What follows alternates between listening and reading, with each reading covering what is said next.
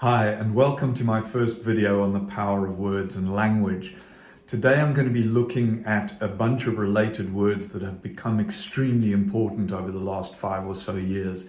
And those words are facts, opinion, truth, theory, and knowledge. I'm going to kick straight off with dictionary type definitions of these words to distinguish them. A fact is an occurrence in the real world. It's verifiable, something happened or exists. Now, contrary to that, or different to that, is an opinion. Now, an opinion is a judgment formed about something. Now, that's not necessarily based on fact or knowledge, and in fact, very often is not. But it's very important that we understand the difference between an opinion and truth. And I'm going to come on to truth, but first I'm going to talk about knowledge.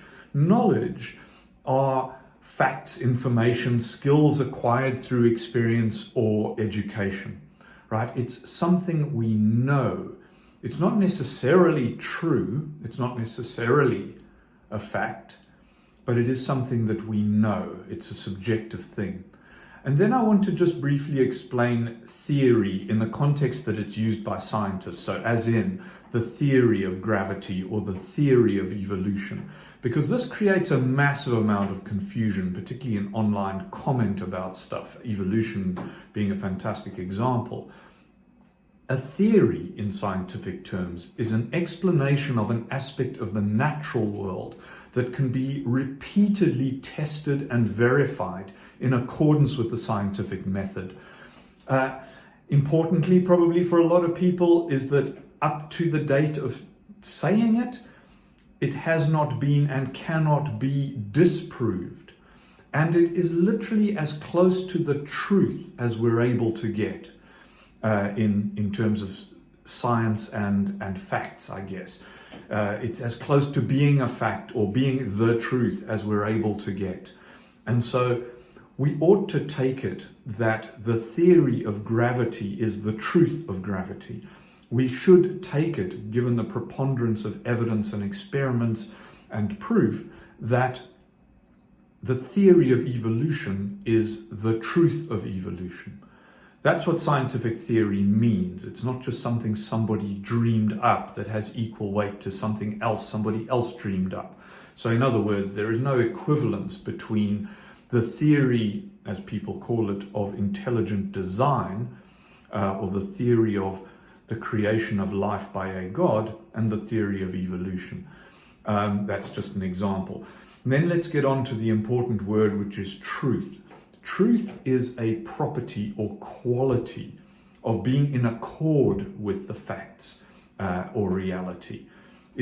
Something can be in the state of being true, right? That is truth, in the state of being true. But very, very often, truth is a personal rather than objective fact or universal concept. We can agree, I hope, on what the facts are, but the truth behind those facts is often quite more difficult to obtain. Now, I'm going to tie all of these together with an example. Now, this may be somewhat upsetting. It's definitely controversial, but I've chosen a controversial example simply because it so clearly demonstrates the difference between all these concepts, and I think that that's an important thing to do. So the fact that I'm going to talk about here is that the Trump administration separated children from their parents at the border and put some of those children in cages. That's the fact. We know that that happened, right? Now, the matter of opinion is far more fluid and covers a massive spectrum. So on the right, the opinion seemed to be that this was a good and necessary and justified thing to do, right? And so that's the opinion that you would have received from Fox News and a lot of Republicans in America at the time. Now, the other opinion and side of that spectrum is that this is a disgusting, cruel, unnecessary thing to do. And that opinion was held by everybody else. Now again, I've just expressed an opinion on purpose. I've got no idea whether everybody else felt that it was disgusting and cruel and unnecessary. But that's what I think. So I'm not expressing a truth, I'm expressing an opinion. And the trouble with news these days, which purports to give us facts, is that it very much does not give us facts, it gives us opinion.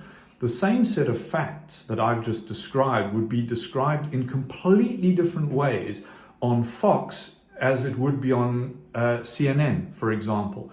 Because those stations are stations of opinion. They are not stations of truth or fact.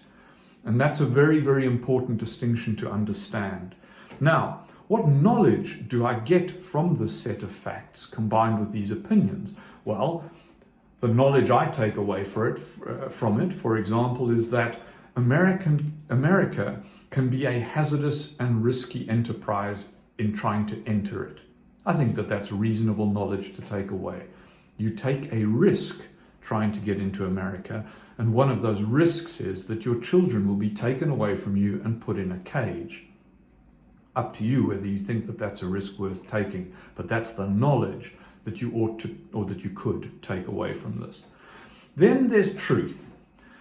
Now, what is the truth here? My view is that there is no objective truth here beyond the facts that I first outlined. The truth is that children are being snatched from their parents and put in cages. Now, is there truth beyond that in terms of what's going on? I can't think of one, but it's important not to express something as truth, particularly an opinion, as in it is a good thing, or it is a justified thing, or it is an evil thing. To express that as truth misunderstands the distinction between fact and opinion. And we're getting way, way, way too much opinion in the world for now. Finally, I have a theory about this. I'm not going to put it in the bracket of scientific theory, but I'm going to tell you it anyway. My theory is that if you applied love and compassion to the situation, as opposed to fear and bigotry, you would create a better world. Please feel free to disprove my theory.